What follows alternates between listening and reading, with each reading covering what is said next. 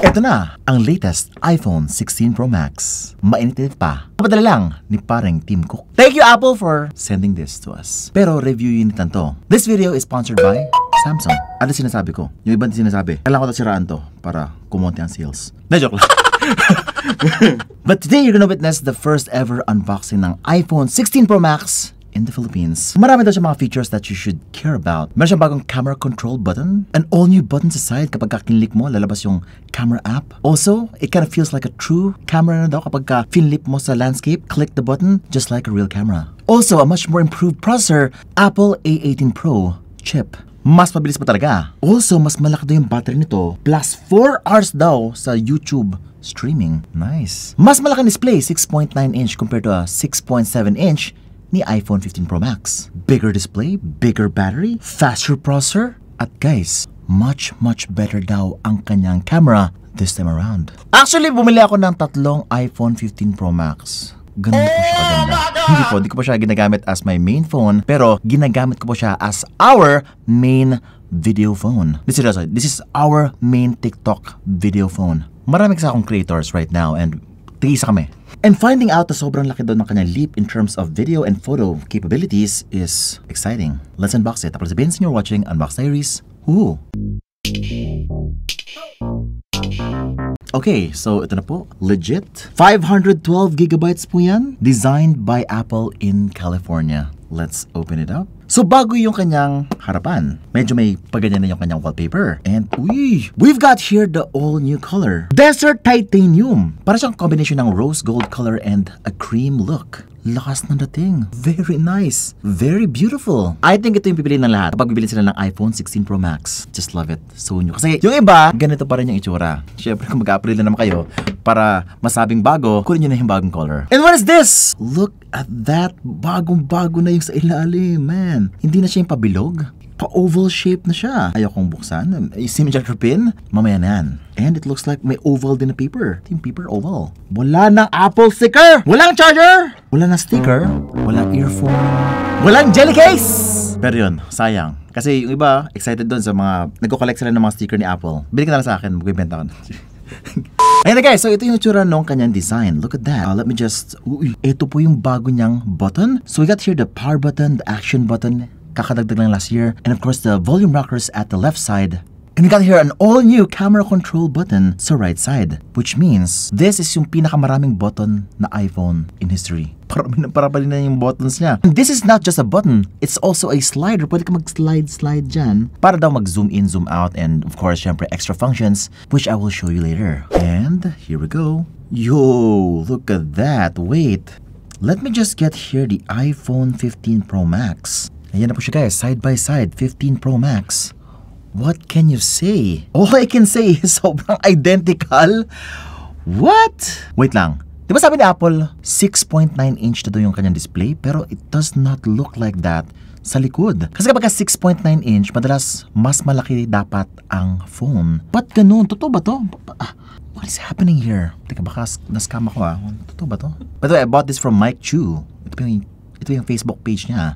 Kung gusto niyo bumili sa kanya, itanong niyo na agad. Limited stocks lang po daw, sabi niya. Kung gusto mo na mauna. But wait, look at that. Guys, legit na legit po guys. Okay, so there you go. And I think because mas pinanipis ang kanyang bezels, grabe kanipis ang bezels. And yes, this is actually a much larger display pero hindi lang siya halata sa likod. Yung kanyang form factor is pretty much almost the same as the iPhone 15 Pro Max. Pero Vince, kung ganun, magkasya ba yung dating case ko dyan? Marami kasi akong biniling Spigen or Spigen, whatever, or Moment. Well, check na natin ngayon. Check na natin. Hindi guys, hindi siya magkasya.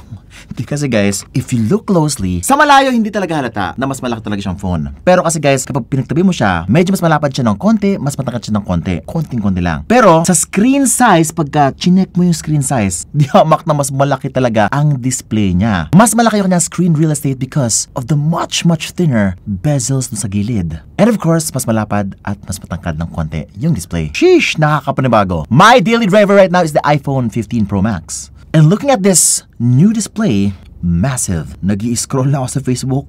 Ang laki. Wow. Pero Vince, parang OA ka naman. Plus 0.2 inch lang naman. No. Kung nanggaling ka sa isang 6.7 inch, madalas 6.67 inch na mga display ng Android, ng iPhone 15 Pro Max, this is gonna be so new. Lagi kong nirereklamo na for me, masyadong maliit pa rin ang screen ng 15 Pro Max. 6.7 inch is not enough for me. Kaya kapag nanonood ako ng mga movies, guys, sa iPad lagi, will this change things?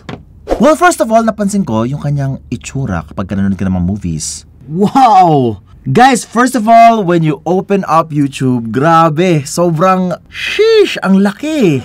At ang lakas ng sound. Wait lang, open ko lang si 15 Pro Max.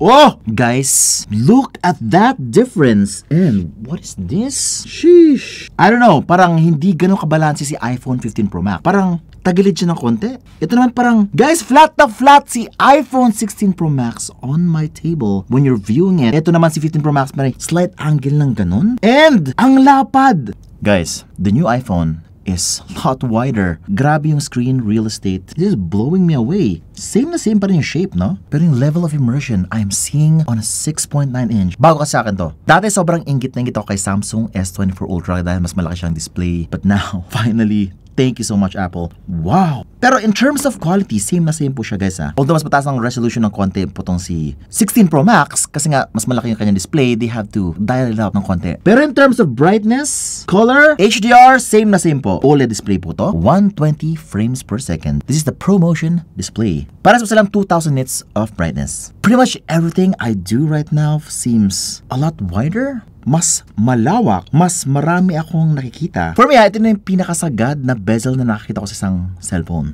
I don't think there's any other phone na mas manipis pa. Alam mo, parang content na lang talaga siya. Parang hinahawakan ko mismo si Facebook sa kamay ko. Yun yung dating niya. That is amazing. Paano nagawa to? Ay, nagagalit na yung mga naka-Android dyan. Masyado ginagalingan. Pwede ka na mag-iPhone. Ay, wala pa akong pera, Beans. Nagagalit nga. Guys, dati ang dami ko kaibigan na hate si Apple iPhone. Pero nakabili sila ng iPhone, masaya na sila. Dating hater ng iPhone ngayon. Avid support, Apple fan pa. You just have to try the system. Kung may budget ka. Now, other than the display, yung kanyang design is pretty much totally the same as the iPhone 15 Pro Max. It's actually almost identical in every aspect sa likod. Now, this phone is not aluminum. This is titanium, lighter than aluminum. But it looks like aluminum. Mas matibay daw kay aluminum. Well, meron na siya sa iPhone 15 Pro Max. And this is a glass back. Matte finish po siya. Puros matte finish. Actually, lahat ng mga products, which is nice. Very pro, very malinis. You can actually use it without a casing. Marami akong kalala na hindi nagki-casing sa kadalang phone. Wala silang pakialam. They just really want to flex their phone, ganito yung itsura. Kasi nga, kapag merong casing, parang sayang, no? Finiflex pa ni Apple yung kanyang itsura, pero tatakpan mo rin when you're gonna buy it. Pero kasi ibibenta ko siya after, di ba? Bababa kasi yung price kapag may scratch and dents. So, same na same yung sides, yung likod, the camera module, everything is identical to the iPhone 15 Pro Max. Except one thing. This new button at the right side, which is what they're calling the camera capture button. And with one press, opens the camera app. Uy, yung bilis! Kahit nasaan ka man, kunwari nasa Facebook ka, meron nangyayari, pak, open it. No, it's nothing new. Kaya mong i-action button yun. Seryoso, i-action button mo na lang yun. Pero kasi kukunin na siya ng camera app kung ganon. Hindi mo na siya pwedeng i-silent, ganon. Kasi nagtitagda ng extra na button dito. Pero kasi guys, hindi ganon ka-intuitive si action button. Now, they made this para maging sobrang accessible po yung kanyang camera app. Para pagbukas mo, open, picture agad. Bilis, no? Yun na. May nangyaring gulo, issue, chismosa ka na kapitbahay. Uy, mabilis ka. Thank you, Apple. Now, if you press halfway, may lalabas po dito na zoom function. Ooh. You can operate the camera app with just one hand. Pero no, without the stabilization of the other hand, weird siyang gamitin. Also, napansin ko is, although meron siyang extra options na lumalabas dito, mas mabilis kung pipindot ka na lang sa screen kaysa ganyan-ganyan ka pa. Tsaka dapat maganda yung casing mo dito. What if yung casing mo hindi mag-register kasi makapal yung sa side? Get a good casing! Yung hindi masyado makapal. Para siguro gumana yung kanyang pag-slide side. Hindi ko pa siya wala pa kasing casing right now na available. So, yun lang. Pero kung siguro gusto mo lang buksan yung kanyang camera app na mabilis, pak, sobrang bilis. Wala masabi. It just works just like that. And of course, kung gusto mo lang mabilis, pak. Actually, one click is picture. Pero kung gusto mo ng record, i-hold mo lang, magre-record siya ng ilang seconds. Tapos, kapag nirelease mo, tapos yung record. Stig, pwede. Pwede rin 100. Okay, mabilisan lang. Uy! I think yun yung pinaka-useful niya na feature, no? Yung pag-hold ng ganito. Ang pinaka-problema kasi guys, minsan sobrang bilis na pangyari. Parang, uy, buksan ko pa yung camera. Uy, parang ang tagal. Saan na yun? Diba? Ito guys, lagi mo siyang matatandaan. Malaki siyang button na pwede mong i-click sa side. Magandang paalala. And, yun na, record na. Hi! It's Christian. Yan na po guys. That's it. Pero Beans, wala na akong pakialam sa mga ganyan. Gusto ko lang malaman if mas maganda pa talaga ang camera ni 16 kaysa kay 15. Now, kinumpare ko yung dalawang phones. Last year, wala masyadong difference ang 14 Pro Max sa 15 Pro Max. Side by side ko, silang dalawa. Halos wala. Nadismay ako last year. But this year, there is a substantial difference in image quality. Pretty much everything that I took with the iPhone 16 Pro Max was a tad brighter, much sharper, much more detailed, especially in low light. Nag-iba na rin yung kanyang color ng konti. And napansin ko rin sa mga selfie, kapag katao din yung subject, may konting beautification na. Well, alas sa selfie And we are also getting a much more improved ultra-wide angle lens. 48MP po, mas usable na rin sa low light. That is actually the major improvement sa kanyang 48MP ultra-wide angle lens. We've got here a 48MP main camera, 48MP ultra-wide angle lens, and a 12MP telephoto camera. By the way, the selfie camera is a 12-megapixel selfie camera. Wait lang, ang una ko papakita dito is kanyang selfie camera. The selfie camera is much improved. Ang pinaka-problema ko sa selfie camera ni iPhone is medyo masyadong detailed. Siyempre yung mga babae parang gusto nila talaga mag-Android, mag-Vivo na lang Oppo. Kasi nga, medyo kung grabe yung pores mo sa iPhone, kung grabe yung pekas mo, kitang-kita talaga. Yun yung problema sa iPhone. But now, may konting beautification. It's not super aggressive yung beautification. Hindi super smooth, hindi tinatanggal lahat ng mga blemishes mo. It's still you, pero mas konti lang yung blemishes. Sana lang meron siyang beautification talaga. Yung hinintay ko sa iPhone. Pero may konti siya. I actually look much fresher. Ito, side by side with the 15 Pro Max. Mas fresh ang itsura ko lagi with the all-new iPhone 16 Pro Max. Now, going to the rear, ito po yung itsura ng mga pictures niya. Na by itself, talagang sobrang impressive ang kanyang camera. Pretty much every photo you will take on this phone always nails it. Talagang grabe yung sharpness. Details are there even in very challenging environments. Kahit sobrang grabe yung lighting, kahit sobrang dark, okay na okay pa rin. Major improvement talaga siya. It's nothing like yung transition to 14 to 15. This is a major leap. Siguro na OOyan lang talaga ako dun sa presentation last year. Expected too much. But this year, toned down ng konti. Pero grabe yung difference this time around. Iba talaga pagka meron ka mismong unit to compare with, mas ma-appreciate mo siya. Now, I'm not gonna go into details yung mga extra features na may dagdag na styles dito, mga spatial video, kasi wala naman tayong mga Vision Pro guys and not everybody is like a professional photographer. I'm just gonna lay out kung ano talaga yung facts dito. Kung mas maganda ba talaga siya kaysa kay 15, sila naman talaga Most people gusto lang malaman mas maganda ba yung picture, yung video. Kasi naging ba sila ng malaking pera dito? Na yung pinakamalaking jump talaga is yung kanyang 48MP ultra-wide angle lens. Everything about this camera is much more improved, from sharpness to detail to low light capability. Talagang sa low light guys, kasi ang pinaka-problema before ni iPhone 15 and 14, yung ultra wide sobrang dilim, sobrang grainy. Ito guys, napaka-usable na kanyang ultra wide angle photos, even in video. That's nice. Kasi before, bibili pa ako ng extra lens kay Moment para lang makakuha ng magandang ultra-wide. Kasi nga si Moment guys, gagamitin niya yung kanyang main camera, iwa-widen lang na konti. Pero to guys, hindi ko na kailangan. Yung ultra-wide angle lens na mismo yung ginagamit ko for video, which is I use a lot.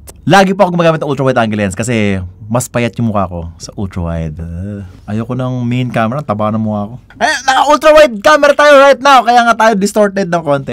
Mas payat. Kasi kapag ka telephoto, mataba talaga ako. Ito rin yung kanyang telephoto lens ay much more improved na rin. Side by side with the 15, mas sharp, mas klaro sa low light. Okay guys, ito na, sobrang low light, wala talagang ilaw. Ito yung 16, ito yung 15 game. Oh! Andiyan ka pala, Sendo.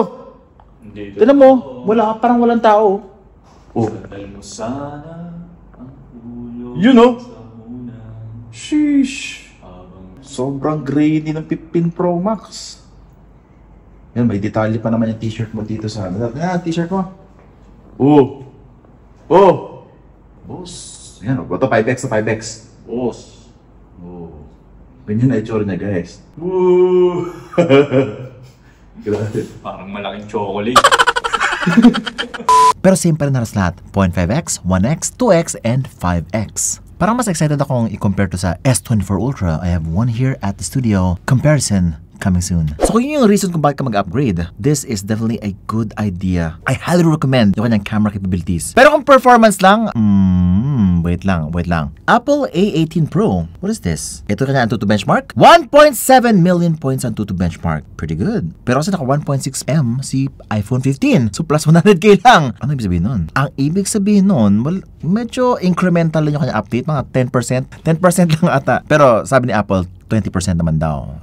Baka sa GPU siya na bumawi. Let's see. Actually, wala kami makitang difference sa Call of Duty. Sa Mobile Legends nga, wala siyang ultra pa. Anong sabihin nun? Bakit wala pa siyang ultra frame rates o refresh rate dito sa Mobile Legends? Wala pang iPhone 16 yung developers ni ML. Hindi pa na-optimized! Okay, in the future naman ma-optimize na kasi iPhone. Pero kasi iPhone 2, dapat doon nila yun. Call of Duty, ito po yung tsura niya. Of course, same na same po siya with the iPhone 15. Wala ka bang masabi dito? Very good, very smooth. Pero sa Genshin Impact, dito sila nagkaroon ng difference talaga, okay?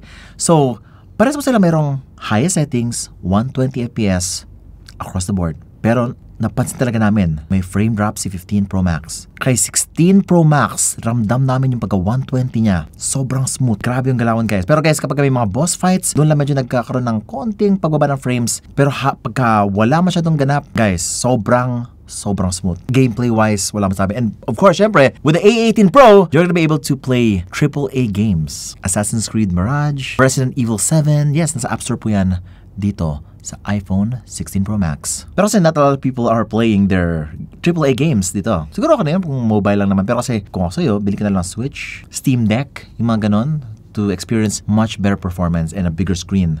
Okay, so nabili namin to for about mga 100k. So ito alam to ng lahat. Mas mahal po si Power Mac kaysa sa apple.com.ph. Pero kasi may tax pa yun kapag ka nag-order ka kay apple.com, may tax pa siya so mas mahal pa rin siya. That's why everybody's buying from Green Hills. Ito to yun. Mas mahal si Power Mac. May tax po si apple.com.ph. Bakit?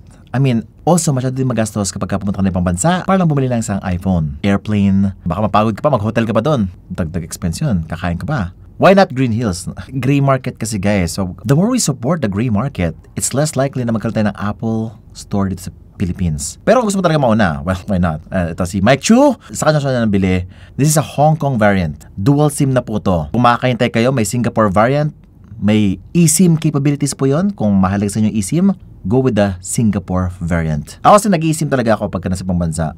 Para hindi na ko lang magbili ng mga SIM card. Pero yun, it's your choice. If you want the gray market, gusto mo makatipid, it's up to you. Pero sa mga sumusuporta talaga kay Power Mac, good for you as well. Kasi nga, baka in the future, kapag mas pinili natin si Power Mac, yung mga official, mas i-consider ni Apple na magbukas dito para less tax. And of course, syempre, SRP na siya talaga. Now, hintayin nyo na lang yung price ng iPhone kapag lumabas siya. Right now, sa mga gray market sellers, nasa 115,000, 110,000 pesos pa siya. Medyo mahal pa siya, guys. Nonetheless, after 1 week, after 2 weeks po nitong video na to, pwede na. Mas magmumura po na. Kasi maglalabasan na po yung mga official and hindi na po siya gano'n ka-high in demand. Kasi ngayon lang kasi first day, ayun. Kaya siya mahal. Pero ito yung official price ng iPhone 16 Pro Max in the Philippines. The 128 version is 69,990 pesos. 256 is already 84,990. Wow, grabe yun 512, 96,990 pesos. Tapos yung 1 terabyte, 108,990 pesos. Yun na po yung pinakamahal na iPhone. Which is, kaya naman siguro ng mayaman. Which is, bibili ako soon. Limang ganon. What do you think? Are you gonna buy one? Let me know guys in the comments below. Pero if you wanna see more content about the iPhone 16 Pro Max compared to sa S24 Ultra, pwede, mag-subscribe ka lang. Hit the bell icon so that you don't miss any of my great content. Tapos sabihin sa inyo watching Unbox Diaries. Woohoo!